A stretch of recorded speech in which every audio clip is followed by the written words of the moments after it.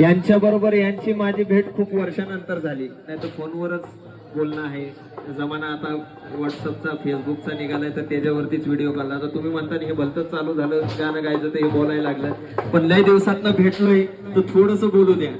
आणि मग मी एकदा गायला सुरू झाल्यावर मग तुम्ही म्हणता बंदच व्हाय नाही.